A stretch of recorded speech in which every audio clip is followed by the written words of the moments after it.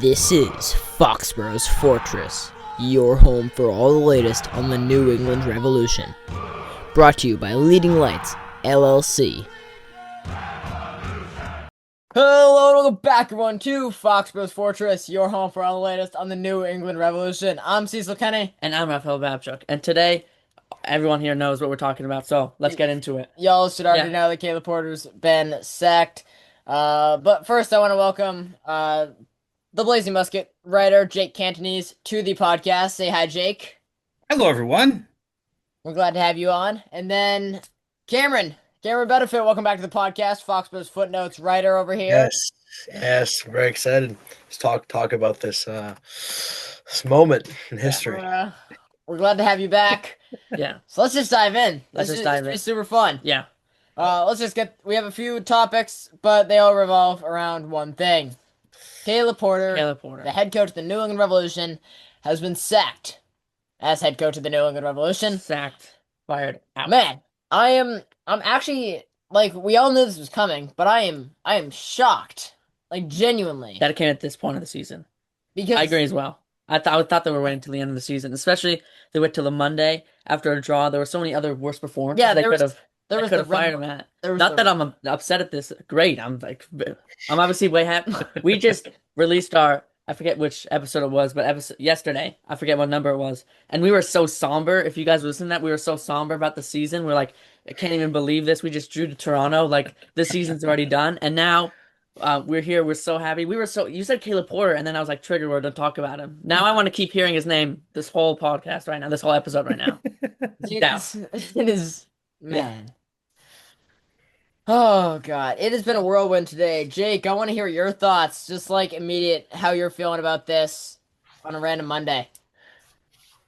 First, it is not a proper sacking. The press release came out at 12:01. Proper sackings happen in the morning. Wait till noon. Second thing, this was coming. I think this was probably one of the worst kept secrets in MLS, whether it happened 3 weeks from now, 3 weeks ago, it doesn't really matter. It was painfully obvious Caleb Porter was not returning at least next season. And now the question will become, is this a tryout for Pablo Mora? Is this the beginning of the Jim Curtin era? Where everything else goes now, likely this is probably more of finishing out the year, which is fine. Now you've got to figure out organizationally, top to bottom, what are you doing? And this is something that was not in the game plan 2 years ago. This was the Caleb Porter run it back era. Let's go for a cup. And it didn't work out. And there's a lot of reasons why it didn't work out. And Caleb Porter is among them, if not one of the top reasons. But certainly he didn't have a whole lot of help last year. The injuries have been a big deal. It's not all on Porter. But there's a level of inflexibility over the last year and 3 quarters tactically that his system has proven to be bad. And has been bad for the group of players that he has, and it's been bad for the team overall. And the idea that last offseason, everyone else getting healthy was going to fix it, it didn't come to fruition. This is still not a playoff team that I think at least has a playoff-capable roster. Not a team that I expect to win a playoff series, but it certainly, I think, is talent-wise a team that should be there. And I think that's the failing, really, of the Caleb Porter era, of less so underachieving and more of, you set an expectation, not even a very high expectation this year, and you couldn't even meet it. Yeah, for sure. I totally agree with you. This roster, I feel, is a playoff caliber team. And I feel like the players that Caleb Porter and Kurt Onoflo were so big in bringing this in, I think they sold 16 players, brought in 13 was the number. And we've liked a lot of these players throughout the season. Ceballos, Feingold, for Yusuf, for sure, for you. Campana has shown a bunch of, flashes that he could be, if he gets his 4 maybe next season. But there's some signings, and, the team as a whole, there's players that this is a playoff team. It just wasn't working, especially with the coach, with the manager. Just the whole vibe wasn't it. And I think it's obviously the right decision. Again, just like you said, worst kept secret in the league. Just Cameron, what are you thinking about this right now? Bad time to do it, definitely. Yeah. You see a lot of managers get sacked in the morning, which is why that quote comes from. Nuno just got sacked last weekend at like what 3 a.m. in the morning. It happened. It's ridiculous. We were trying to do it, but I'm glad it happened. Definitely, I think it should have happened probably, I want to say 2 months ago. I think the nail in the coffin was a Montreal game where we saw a guy, Olga Escobar, score a gut-wrenching goal against us. And the story of the season is just late. Stuff happens too late. We make these pushes on offense late. Caleb Porter makes substitutions late. We let guys go late. It's just stuff just has happened too late, and I think that's on the upper guy in an alpha who I don't think is going to be a arts director at the start of next season. But all this stuff just happens late, and this is an example of it again with this team. That's the story of the season, just late. Yeah, it's Yeah, if we talk about quickly, it just like Caleb Porter. I mean, we look at his stats right now. 75 matches coached. Right now, I think it's either 1.1 points per game or even just 1 point per game. Because of that draw we just had recently, but that I think is the worst In in club history. yeah, in club history. And when you bring in this guy who's won two MLS Cups with two separate teams, when we bring him in, you're like, maybe we got something here. Maybe this whole, Bruce situation isn't as bad as it could have been. And we come here and it's not even as bad as it could have been. It's worse. yeah. I said this earlier, in to a few people. After 2021, where we were extremely successful and won the Supporter Shield with a record amount of points, it becomes hard to grapple with the theory and just the thought of defeat when you are so high up. And so when you fall so fast, it becomes incredibly difficult to grapple with that thought that you're just no longer good. And so Bruce, after he left, we cycled through Williams, Pay, and I want to say there's one more who I'm blanking on, but I can't remember right now.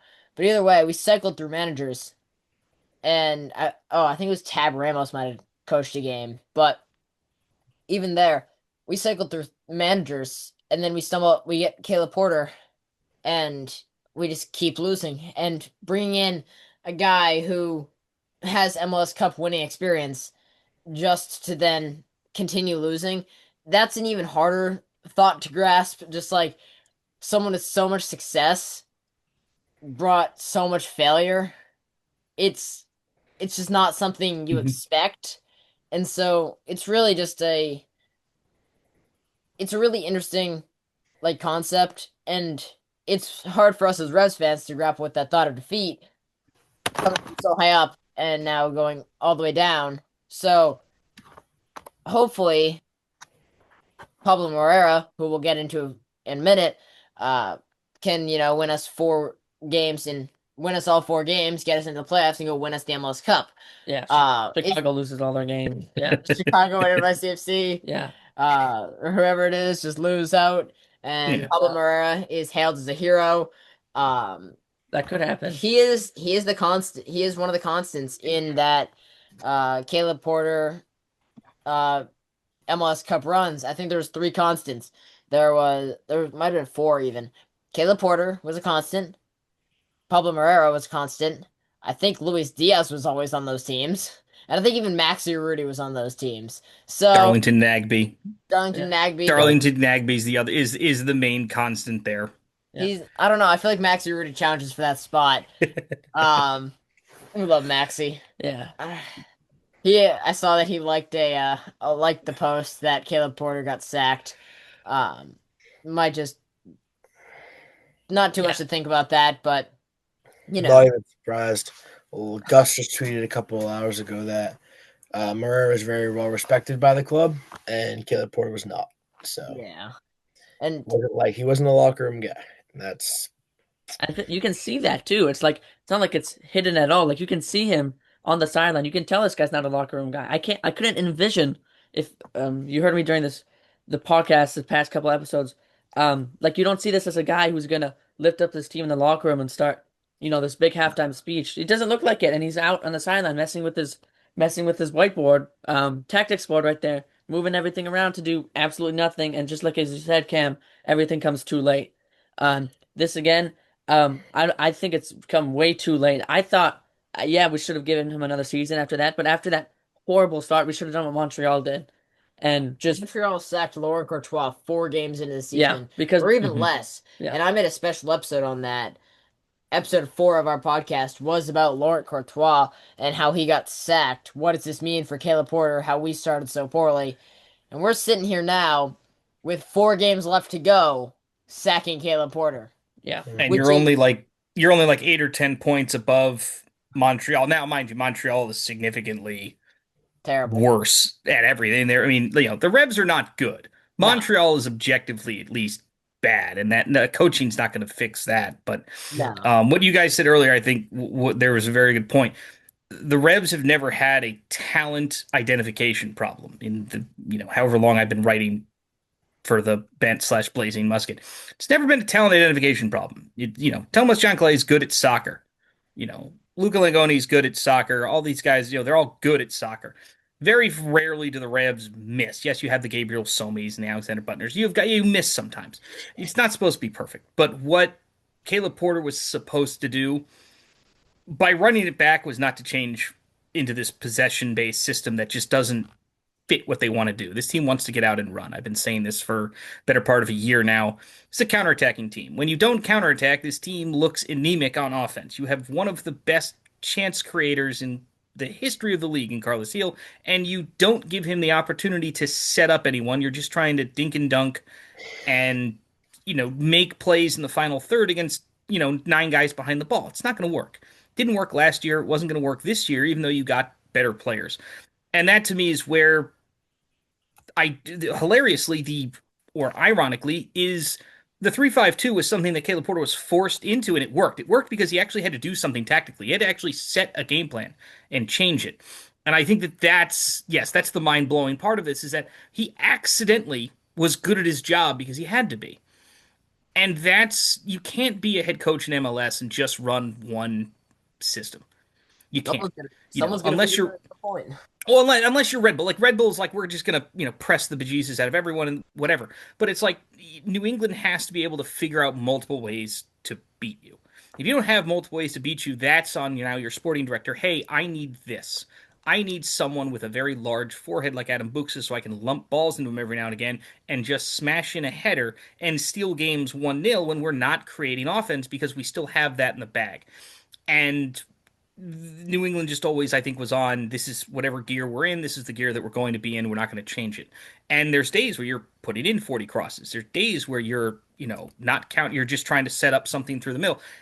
There wasn't any consistency to the offense, and really that's, I think, what got Caleb Porter sacked. Because I think the defense is actually much improved this year. You guys pointed out all the center back. I don't think there's a miss on that back line. Yes, there's a lot of room to grow, but there's not a miss defensively, I think, for this team this year. And it's just a matter of getting the ball from the back four into the attacking half, what was the game I went to? Charlotte? What was that, 3 weeks ago, 2 weeks ago?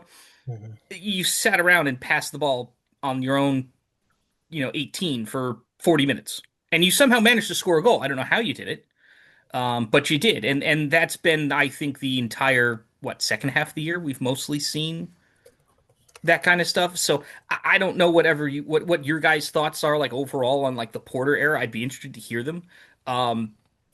Like what the biggest failing was. Was it tactics? Was it personnel? Was it injuries?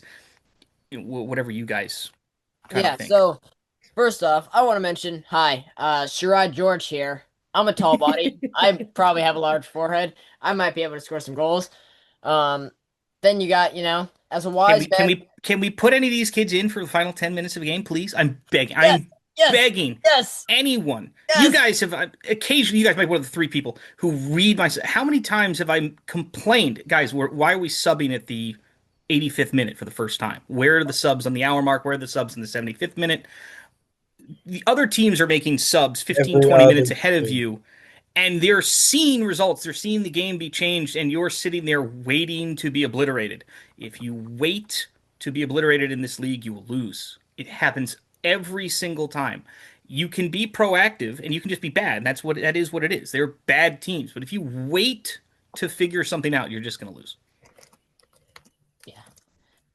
Going back to your comment about Adam Buksa, though, you know, as a wise man once said, uh, that 2021 team, they swung the margins. Matt Turner stood in his head. He made saves, kept doing games. And then, Buksa or Bo, you'd great chances towards the end of the game. Listen, Buksa or Bo would blow it in. You wouldn't win. Was he good at soccer? No. But no. There were a lot of games that 2021 year where they weren't playing bad. I want to express most of the games the Revs played in 2021 were good. But there were a lot of times, 30 minutes here, 45 minutes there, even an hour, where, God, it's not working. But you never felt, as you guys said, you were never like disheartened watching the Revs. There was always, well, Bo can just, strike one from 20. Or, Books is going to just nod one in, glancing header. And you know what? It's going to work out. And that team, I think from a depth standpoint, was a lot deeper than this Revs team. But talent-wise, the teams the Revs have had the last couple of years arguably been better. Yeah. I think from an overall, like whatever you want to call it, technical skill, transfer market, whatever it is, FIFA overall ratings. I think the teams the Revs have had the last couple of years have been better, more talented. But the way that 2021 Revs team just functioned and just always held the turbo button, it is Bo and Buchanan and just speed. And that's the greatest weapon this team has. And Caleb Porter doesn't want to deploy it. And that's a problem. Well, that's because it's a big problem. He doesn't think that was good soccer. Yeah. I don't care if it's good soccer. It was effective soccer. And in MLS, you're not here to play good soccer. You're not going to be Pep Guardiola. No one in this league is going to do that. And to think there's ever going to be a team from a talent standpoint that can, I don't think we're ever going to be there. We're never going to be a top 5 league. I'm willing to be one of the best teams outside of whatever the big whatever in 5 in Europe. I have no problem with that. I have no problem being the stepping stone league, but you need to figure out your identity as a team, and this one doesn't have any. And that's something that, again, top to bottom, program building, we have to figure out, like, what's the next regime going to be? Do we just care about the first team? Are we rebuilding the whole thing from scratch? Are we getting new, is there going to be a separate academy director? All these things are now going to have to be answered, and that to me is probably the most important offseason since, I would say, the MLS Cup loss, but they didn't do anything that offseason, so I'm not really sure. But it feels like this is a tremendous junction for the team because you've got so many things going on, including allegedly a stadium in Massachusetts that may or may not be built sometime in my lifetime. I'm not sure. You guys might get to see it. I'm too old.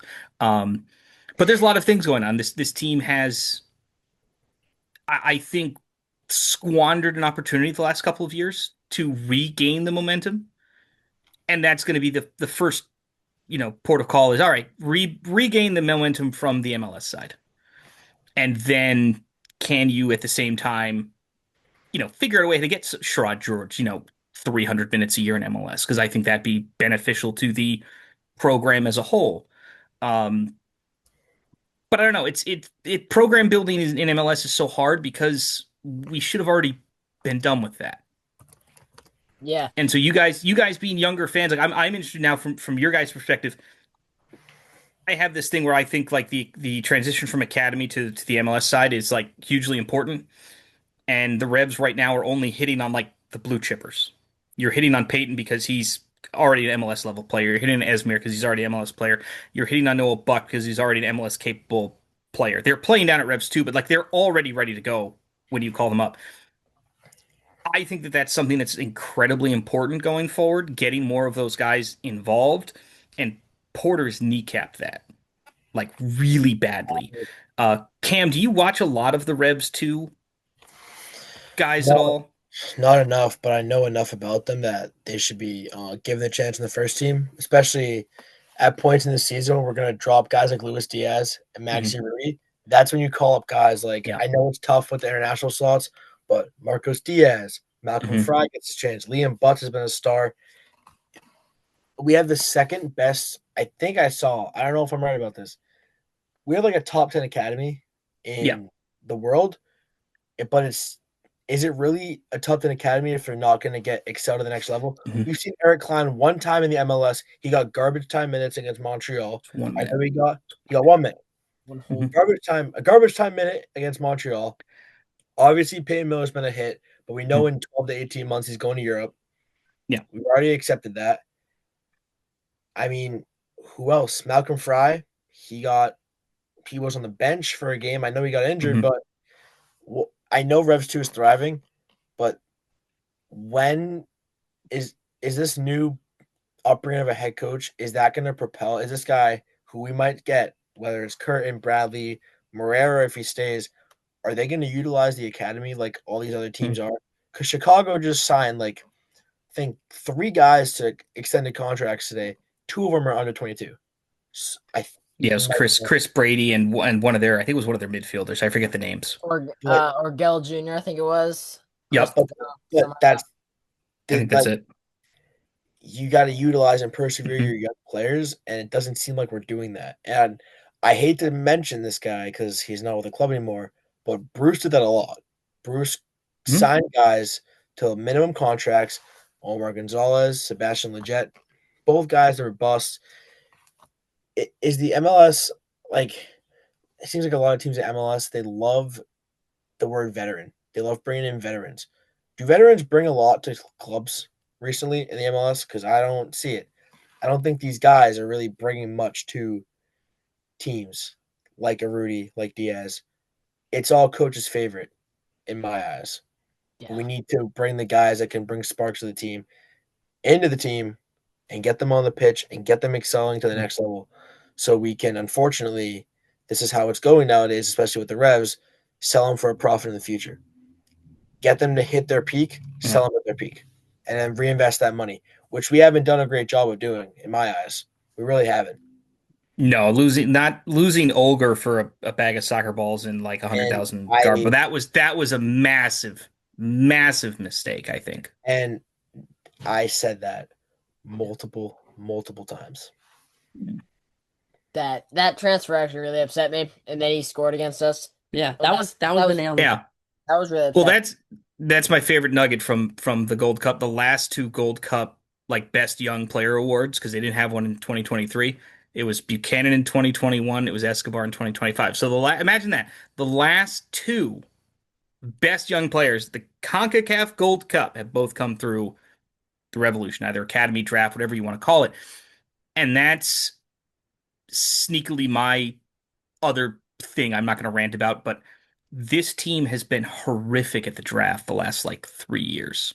And it shows when you have none of those first round guys lurking at the bottom, like spot 24, 25 on your roster. You don't have any of those guys, and you're not using the Revs 2 guys that are at the end of your roster as well. Then you cut someone like a Rudy and Diaz, and who do you have on the bench? You don't have anyone. Those were your options. Now you're going to have a month of Turgeman Door, who, at this point is just a Ganago replacement because he's gone at the end of the year.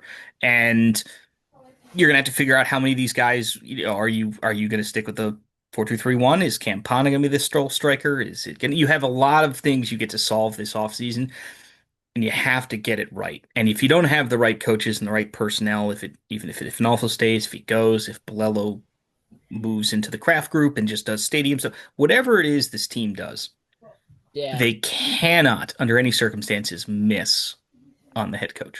They can't. Because you're already set yourself back, as you guys said. 4 years ago, this team won the Shield. Now you're missing the playoffs 2 straight years, and you're not even remotely competitive, really, in either of those 2 years. That's a problem. And that's not something they're going to fix overnight, but you can set yourself back another 3 or 4 years by missing on this offseason. Yeah. That wasted the final years of Carlos Seal. I do want to talk about, you mentioned the draft comment. I disagree. We have hit in the draft. Playoff Jackson was a hit just in that one game. And he also started a playoff game for us. Was it a good playoff game? No, but it's true. But he's not here. That's the problem. He's not here with you anymore. And that's not to say that was a problem for Jacob Jackson. Again, to me, goalkeepers are one of the few positions I would not draft because you can find goalkeepers. You can find Bobby Shuttleworth at the University of Buffalo, and you can find Matt Turner at the University of Fairfield. You can find those guys. Yeah. If you're going to draft those guys, and particularly you're going to draft them high, like you did with Persimmon this year, that guy has to be like your number two, like right from the get. He's your backup. He's playing 10 games a year, whether that's Cup, whether that's filling an MLI, whatever it is. He's playing 10 or 15 games a year out of 50 or whatever the total number is. If he's not, then you wasted a draft pick, in my opinion. Doesn't matter how many games he plays in Revs 2 and develops. That's someone, the first rounder has to be someone who's contributing on the senior roster. Draft him in the second round, let him hang out in Revs 2 for a couple of years. If he's good enough to be the number 3, then you can bounce him around. But Yeah. I think there's just a lot of just little failings over the last 3 or 4 years, even under Bruce, that now have snowballed into where the Revs are now. And again, how vital this offseason is going to be and this coaching search is going to be. And if that means giving, I think, Jim Curtin the keys, which is what I would do if he's willing, and he might not be. There might be other jobs, but there's going to be, like I said, you're going to you have to sort of put yourself at the top of the list of the best available jobs, whether that's you actually have to open up the checkbook and maybe offer Jim Curtin however much money he wants or more than he wants. I don't know what the going rate for MLS coaches is right now, but if that's like, $2.5 million a year, whatever the number is, I say you do it. Give him double. Give him whatever he wants and more. Exactly. Yeah, I wanna hear Cameron. I wanna hear your thoughts on Jim Curtin as a coach, and then what it would mean for us as the Revs to get him as our coach. And then I'll give my thoughts on that. I don't know how I feel about Jim Curtin. So, Cameron, before we get to that, I have 2 things that I want to add to the Caleb Porter thing. One's kind of not Caleb Porter, but you mentioned Campagna, Jake. I don't think he's going to be a Revs player in 2 seasons. I think if he gets injured more and more and more, he's going to be involved in a trade, just a player trade. He's injury prone, and he might not even find his way in the starting lineup if this Turgeman signing actually goes to plan. And the second thing is, you asked about Porter's kryptonite, but what went wrong with him? What went wrong with him was at home, games at home. Mm. Do you guys want to guess how many wins we had at home under Caleb Porter in 2 seasons? Not many. I think it's 7. 5.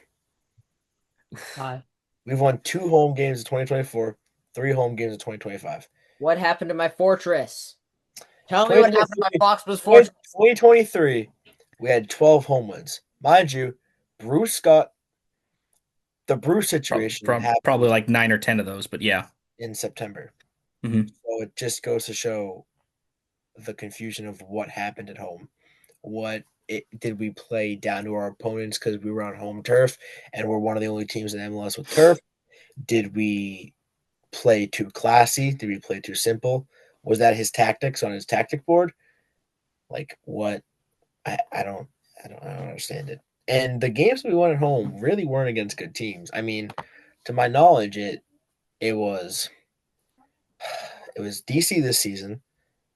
Was that who else have we beat at home this year? DC. I think Montreal. You've beaten up on Montreal multiple. That's why the Montreal the Olger goal that game, where that's why that one was so brutal because it's like the one team you've been able to crush, regardless of who's at the coach the last like 5 years, has been Montreal. Yeah, and not great. My opinion on Curtin, I think that's the guy you need to target. That needs to be the top of your list, no matter what. For Philly, he really, in my eyes, not my eyes. I know they didn't win a cup under him. To my knowledge, they didn't win a cup, but he changed the culture of the team, and he properly developed players. He properly got players in the right positions and developed them, and fans loved him. People hated him because he was a great coach and he was a tactical coach. But if he can put the right tactics towards this team, we can make a deep run in the playoffs. The assets we have, I mean, build the team around Carlos Seal, which is what Porter was, I guess, trying to do, but then just Didn't work. Yeah. I do want to. I have mixed feelings on Curtin. So, on one hand, he seems to be incredibly good with working with the academy because Philly bought like no one under him, and they still succeeded. And the academy is something that the Revs succeed with on a consistent basis. That's something. If he's a great coach to be using that academy, but then there's also the hand how he got fired for a reason. And so in my eyes, I feel like the league has possibly passed him by and in his tactic roles. And so I don't know, he didn't coach this year, but Philly didn't do too well in his final year. And so in my eyes, MLS has evolved to a point where I don't know how relevant Jim Curtin's tactics are, but I want to go back to the point that he's extremely good with working with the academy, and with us having an incredibly good academy, that could just work. That should just work and do something huge there. And at this rate, I don't care if you didn't win an MLS Cup or not. Caleb Porter won 2, and we were awful. So the track record may not show a cup win, but it shows true leadership and people that the fans will actually appreciate for and like as a coach. Yeah. Yeah. I also think that year that he got sacked, I don't know what part of the year he got sacked in. I think the middle of the year they only won like one game in like 3 or 4 months. But that Philly team, I think, ended the year with like a positive goal difference. That was a team that could score goals. It was just somehow they lost a whole bunch of games they probably shouldn't have. And that to me is not so much bad coaching, just sometimes you just get a bad run of form. And if you're a team in MLS who can score goals, you can win games. And that to me is the problem with Porter. Porter's tactic is not designed to score. It's just designed to possess the ball. There's no goal afterwards. It's possess the ball, go forward. Yeah. But there's no transition style. There's no anything. It's just work the ball forward. At least I think, in my opinion, Curtin, from a tactic standpoint, is flexible. He's going to look at the assets that he has, and he's going to figure out ways how to make those things work. Case in point for me is Ali Bedoya. Ali Bedoya played everything from number 10 to number 6 to out wide. I think he played right back a couple of times. Why? Because, one, Ali Bedoya is a good dude.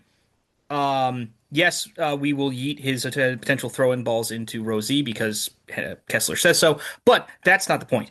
The idea that we always have to play the same way based on opponent, who's available, etc., is impossible. Not in this league. The roster's too small. You have to be able to make some adjustments at some point. Porter didn't do that. I think Curtin at a baseline will do that. And Cecil, I think you're right. I think the biggest asset he has is that bridge from academy to first team, because that's been a train wreck the last few years with guys like Olger and a few others. And I think that to me is where I'm the most excited for Jim Curtin in that aspect. He might not be as excited as I am at the prospect of the Revs job. There might be a better job out there. I don't know if St. Louis took the interim tag off their guy, but if they didn't, I think that might be the best available job currently in MLS. I think there's only like a couple of others. Kansas City is also interesting, aside from the fact you have to work with Mike Burns. But like from a talent standpoint, from a development standpoint, the Midwestern teams, those are two pretty good situations. And at times, at least St. Louis has shown they want to spend some money. I think you'd have to, if the Crafts or whoever can convince Curtin we're going to spend money because we have been spending money. I think that you can balance the expertise he already has with making something out of not much to, hey, we're going to give you a couple of blue chippers as well in the transfer market and continue to build not just from the top of the roster, but also from the bottom. Yeah. Cameron, I saw you had something to say. Go right ahead. Alejandro Bedoya point. I think that really, I was going to comment on that. Again, we're going to go back to someone on this podcast who is seen as controversial or does too much. Raph, Cecil. It seems like with Philly, they could build off of Bedoya and utilize him as a cam, as a 6, as a right back. With Heel, I guess I've seen it more recently. He's Cam, but but that's it. Yeah. Everything Yeah. goes through him. And I mentioned that, especially in the summer, a lot of the play went through him. It really didn't go around him. And recently I've seen him, I guess, in the later stages of the game drop back. But again, he drops back to take the ball and then just push up the field. There's no transition. And that's where Yeah, I think he is the transition because he knows if he doesn't get the ball, he's not going to, and that's going to be worse. and Curtin's a guy that can utilize Heel as an actual like Mhm. great asset, like Bruce did, and build around him, Mhm. but build with him. Yeah. Yeah. Yeah. I love Ali Bedoya because he's a former BC Eagle. Go Eagles. Ugh. All right.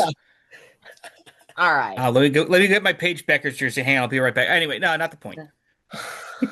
Love my Eagles. But Ali Bedoya, great guy. I don't. Let's just get him. Let's go get him. Why not?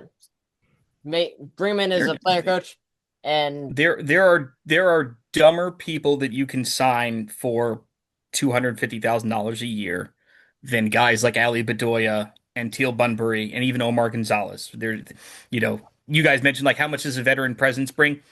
I think having a Maxi Urruti as the 20th guy on your roster, if he's the actual 20th guy on your roster, I think is great. If he's like the 14th guy on your roster, it's less great. yeah, I'm one of those not so great signings is currently on our roster right now, Jackson Newell. I could talk all day about how Jackson Newell's an overpay. Trigger word. Nice one. Losing it. We don't hate Jackson Ewell. We hate Jackson Ewell's contract. I agree. I agree with that. Yeah. I agree with that. I don't especially like his play, contract, but his contract just makes it worse. Like I didn't like him before we figured out the contract, and I liked him. I didn't like him. I disliked him way more after we figured that out. Yeah. Yeah. That's the problem with in MLS. It's you don't always hate the player. You really hate the player's contract because those things generally you can't move them as often as you can now. Now we have at least it. I have to assume. Correct me if I'm wrong. Jackson Ewell's the buyout candidate, right? Like we're gonna buy him out. Now. We're gonna buy him out at the end of the year. Okay, assuming Jackson Ewell's the buyout candidate, that is just correcting. You gave out a bad contract. You didn't necessarily sign a bad player. Sign a bad contract. Jackson Ewell can do a job for you. Jackson Ewell could, in theory, start for you.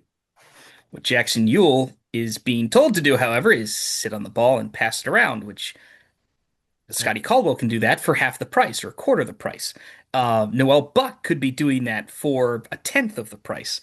That's why we hate Jackson Ewell. We don't actually hate him. We hate his contract because his contract, yes, Ralph, you're correct, makes things a lot worse. Yeah. Yeah. Um, I wanted to I didn't speak quickly on what Cam was saying earlier about the atmosphere and the whole reason why Caleb Porter, what his biggest weakness was our home games. Mm. I wanted to relate quickly. I know me and Cecil abroad, obviously we're Reds fans at heart, but abroad we like Liverpool. I know Cam likes Liverpool, and I was hearing Pep Guardiola said it so many times. In 2019, he said the scariest game he ever played was at Anfield. Not because the team was so great, because the team in total wasn't the best team. Gino Wijnaldum's not like the best sentiment of all time. You got players. Fabinho is great, but he's not like top. It's because of the atmosphere, and the reason why the atmosphere is so loud is because they trust the team. They trusted, and they still do. They trusted the team. They trusted the players, the manager. And when you win at home, the fans reward you. When you don't win at home, no wonder why there's so much negativity around the team because you don't win at home. Why would fans travel to Foxborough, to Foxborough's fortress? Why would we travel to Foxborough to see a loss, even though we've only won what 3 games? Cam, I think you said 3 games at home this season. That's just terrible, and that's the reason why we're not the fans, and the fans boost the team. It's the both of them need to help each other. If the players win at home, fans will help, and if the fans help, the players get boosted up. Yeah. Well, were you guys in the stadium on Saturday? I was. Yeah, you were in the stadium. Okay. I was there for the Charlotte game, and I thought, again, for a variety of reasons, it felt flat. I was in the fort. I'm always in the fort when I go, like once a year, every other year if I'm busy. It felt flat. The team felt flat. The stadium felt flat, and I don't go to as many games as everyone else. I want to remind everyone I'm 3 hours away. I'm in Connecticut. That's why I hate Boston College. For me, reasonable. it's one thing to announce attendances of 22, 27, 29,000 all year. It's another for that fan base to be engaged in the product that you have, which right now is bad. I will not go on the rant of I didn't know there was no there all the parking pass shenanigans that are going on this year. I completely missed that. Nobody told me. I showed up, they shoved me in lot 10. I'm walking 3 miles to figure out they demoed the ticket box, and I can't find a ticket to buy because it's in a shed somewhere over by some security checkpoint that I can't even find. Just the overall fan experience just feels not great right now. Not great. Look at that flex. He's trying to put on a Boston College sweatshirt for those of you The listening. Boston College record for the rest of this podcast. Why not? In case you're wondering how upset I am at UConn football for blowing games against Syracuse and Delaware. Oh my God, it's so infuriating. Oh, go Tigers. Go Tigers stuff. Welcome to the Red podcast. Welcome to the podcast. What a run over. Not really.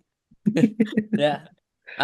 But Pablo Moreira, your Uruguayan coach, he was Porter's right-hand man at Portland, Columbus, and now New England. He's been with Porter his entire career.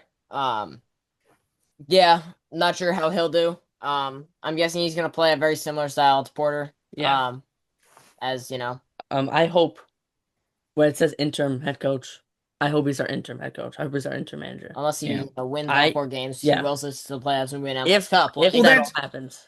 But because he was tied to Caleb Porter, and yes, with all that, it's I don't see how it's gonna be such a different system with that. And that's just my opinion. I pose this question to the group. No. What percentage, regardless of wins or losses, what percentage of us actually think Moreira has a chance at the full-time job based off the final month? Or let's say, again, the entire coaching staff goes, but everyone really likes Pablo, according to legend. Pablo for Revs 2 next year if he's not the interim?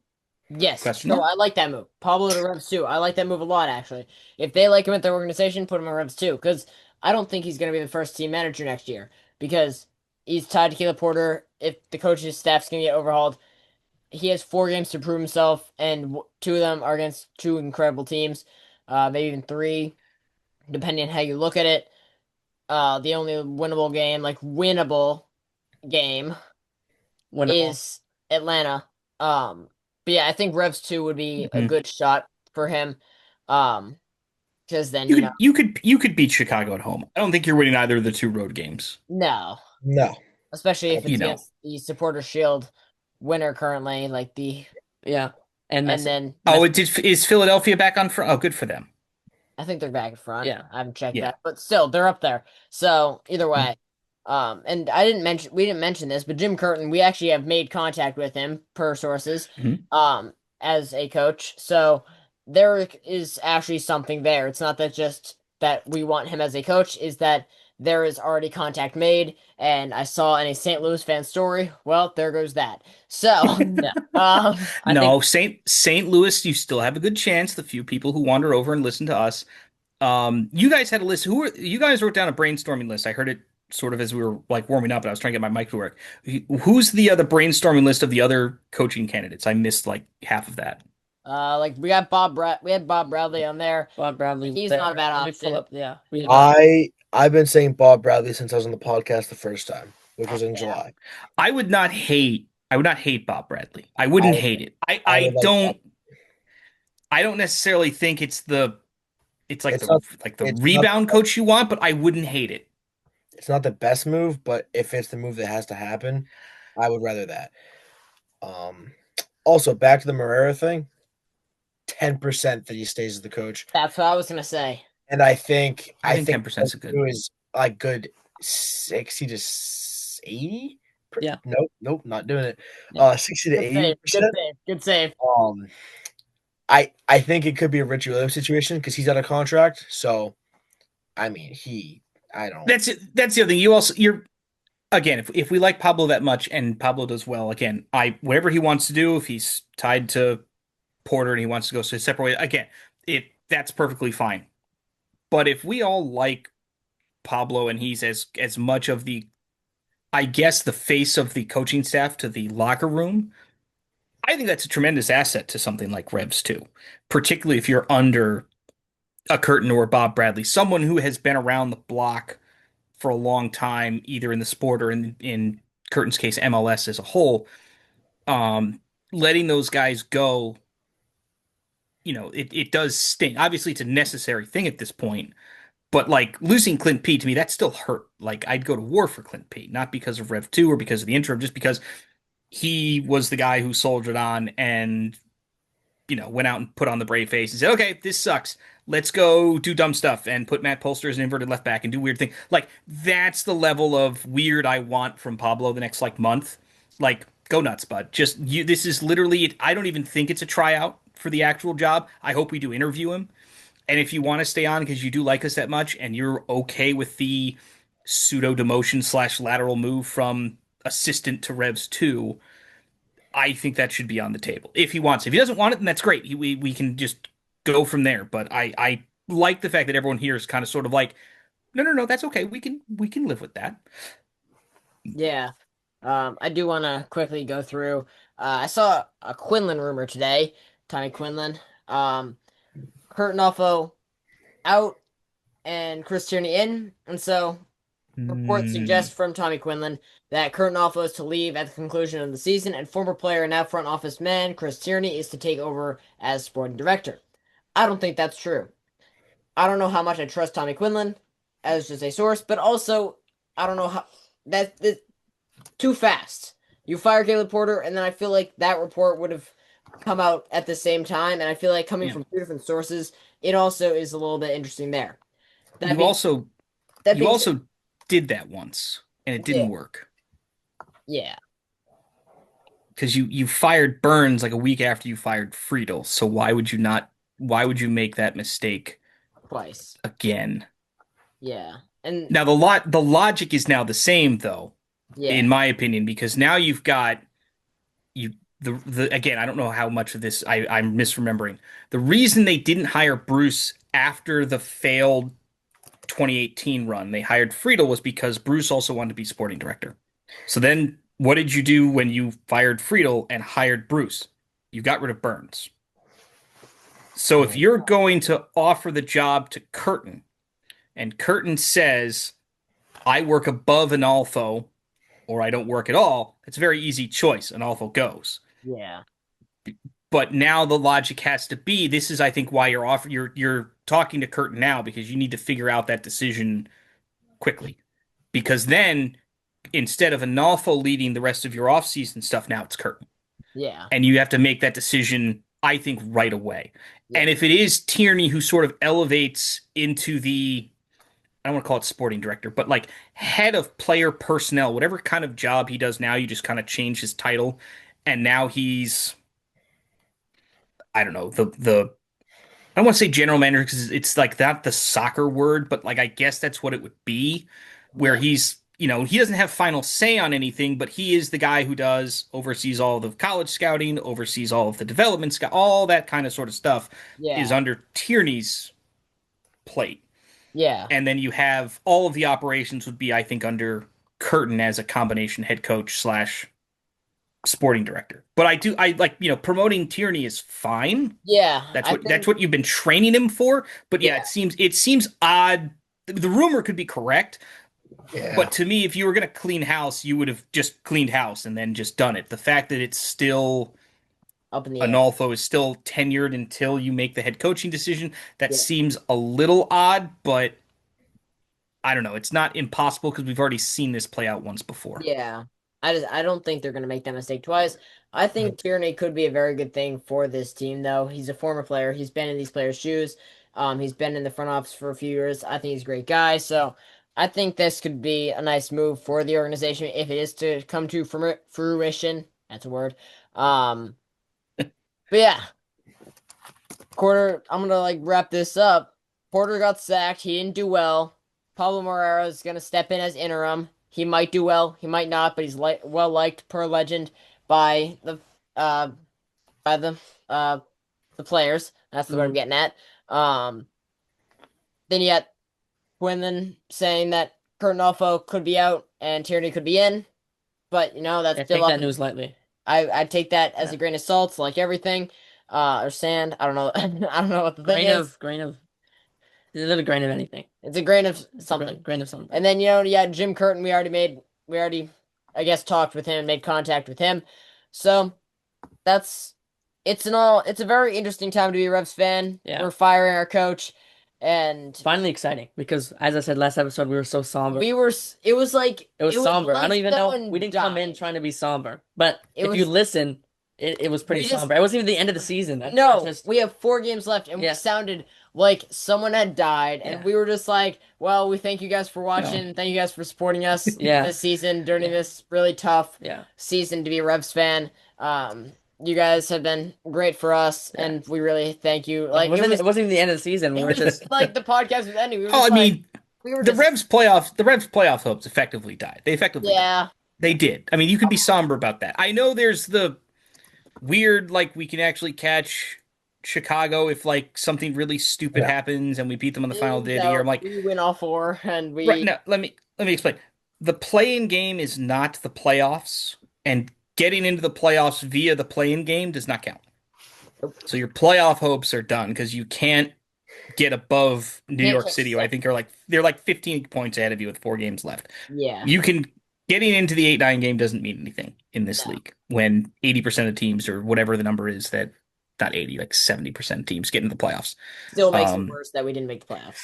I think that's the problem, is that this was billed, the Porter era was billed as we're gonna get back to the playoffs, and in a year and 3/4, 4/5, you didn't come close at all. And it's frustrating. You guys are allowed to be somber. You guys are young. You haven't witnessed 10 years of miserable. Yeah, it is one of those things. Yeah. God, I hate being old and talking to children. You guys weren't here for the beginning of the J Heaps era. It took a while for that to be good. I watched the MLS final with my dad that year, and it wasn't great. It was so. As a franchise, we have been kicked incredibly hard in the Nads multiple times. You guys have thankfully missed a lot of them. I actually missed a lot of them. I didn't really become a Revs fan until I was in college, which for me would have been 2006, 2007. Whatever year the Metro Stars became the Red Bulls, that's when I denounced my East Coast fandom and said, nope, absolutely not. We're not doing that. Rev. And the union didn't exist. I went to college. I was going to school in New Jersey, so the union didn't exist. If they did, that would have been a problem. I probably would have become a Union fan. But since I was from Connecticut, I was forced upon the New England Revolution fandom because Connecticut is part of New England. At least that's what I'm told by the other 45 states. Oh well. Yeah. Oh well. Yeah, that's right. Yeah, it's pretty much what everyone always mentioned. You guys are good at that. We've been trained well. Oh well. Sum everything up. Caleb Porter's been sacked. Caleb Porter's gone. All of us here, even though it came at a weird time, shocked, excited. Excited for the future. Sorry to see you go, Caleb. I'm sure you're a very nice person. As a human being, you just didn't work out here in New England. Nope. No, he's now. That's kind of what I say about like Jackson. I met him twice, and he looked miserable both times. So. We're still a little salty. He cussed out Sam that one time. We're like, really? What did Sam do? Poor Sam. Yeah. Well, that's what we say when we're trying to be nice to Jackson Ewell. Mm-hmm. Well, this has been fun. Yeah. Raphael, you got anything else to add? We fired Caleb Porter. This is what I was waiting for. I didn't get this. If you listen to our last episode, I said we were to do a 24-hour live stream when he got fired, but this news came so abruptly, it didn't happen. It was practically a 24-hour live stream. It was because we were talking to each other. It came out this morning, and we are recording at night. Like, this is It practically was. It's as good as you guys can do with your school schedules. Let's be honest. It's very hard. It's very hard to live stream. They lock up your phones now. Yeah. God. Yeah. Well, Cameron, you got anything else to add? What's your guys' final prediction for head coach? Prediction for head coach. I think you have one prediction. You have one choice. You can't say two. All right. Yeah, it's gonna be it. I'm gonna give it to Jim Curtin as of right now. He's gonna do great things with the academy if he joins. He can. he can propel this team to a new level. I don't know how his tactics will translate over. So I think getting a really good assistant coach is going to be necessary if we bring Curtin in, because Curtin can work with the academy very well, and I think he's a very good coach. But I need a very good assistant coach who can help him adjust to the modern MLS. Raph, who you got? Yeah, I'm gonna agree with that. I think we made that contact first immediately after we decided to sack Caleb Porter. 4 minutes later. He's our number one option, and I think he's gonna end up deciding that the Revs is gonna be his next chapter in his managerial career. I think it's also in terms of the other team. Yeah, there's other teams like St. Louis and I think it was Sporting Kansas City, but I think yeah, we are gonna lend him Curtin. Yeah, Cameron, who you got? I'm sticking with Bob Bradley. I'm not letting this go. Right. I'm Love sticking love with it. the I've said it since July. I'm staying with it now. Bob Bradley. and then Jake, who you got? I'm also on Team Curtin, but I'm going to throw out the sleeper. Because we haven't. I don't think we mentioned his name. Gio Savarese, I think, didn't get a fair shake the last time around. I think he gets a legitimate look this time. Yeah. Both him and Curtin have been out of MLS. Not Gio's been out, I think, a couple of years. Jim's been out one. I think to me, if you're going what I would call in-house in MLS, I'm not a big fan of hiring like a foreign manager. You have someone with MLS experience. You have guys who you know who are capable, Yeah. allegedly. I mean, Porter was, we thought, capable, but also when you look at Porter's like track record outside of winning MLS Cup for Columbus that one time, wasn't very good. But that's okay. We looked past that and it backfired. I have so much more confidence in Curtin's program building ability. Yeah. That's to me the big selling point. But if Savarese is the second guy because your offer's not good enough or he likes another job better, I again wouldn't be upset with him or Bradley. I think there's enough good options the Revs have. They're not going to make a mistake, but there's other things they have to do besides head coach. There's top to bottom reorganization. I think Yeah. that's necessary, and we're going to see how that plays out. Curtin, I think, solves a lot of that because it's going to be under his umbrella. Savarese, maybe an awful stays, maybe he doesn't. I don't know. It's less clear if you hit in a guy like Curtin or Bradley Yeah. with that like head coach and sporting director job.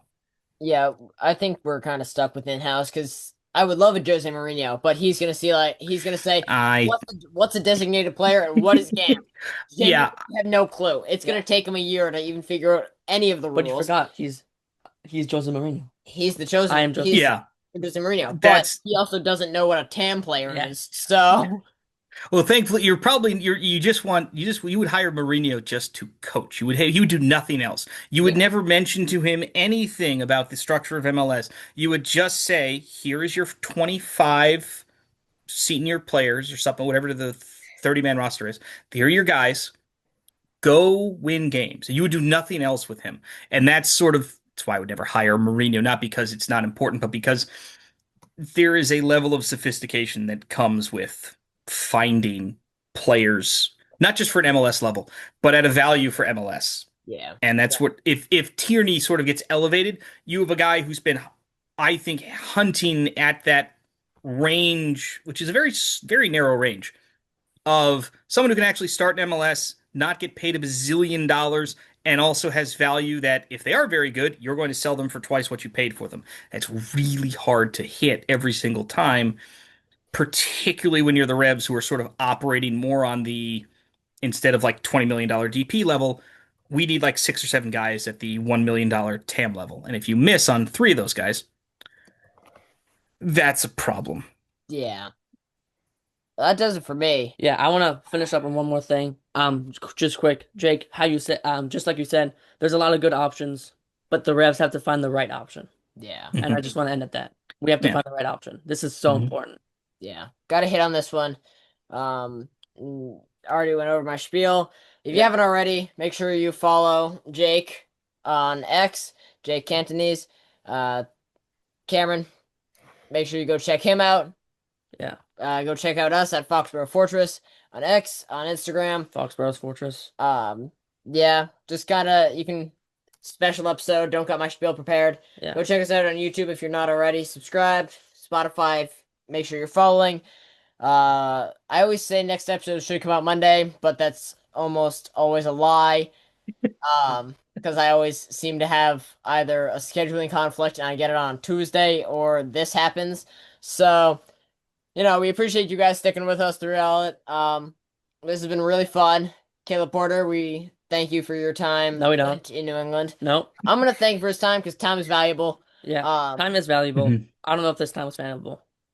All right, you're just salty. Thank you, Jake, for joining us today. Cameron, you too. No, this was super last minute, so appreciate you guys joining us on such short notice. This was Foxboro's Fortress.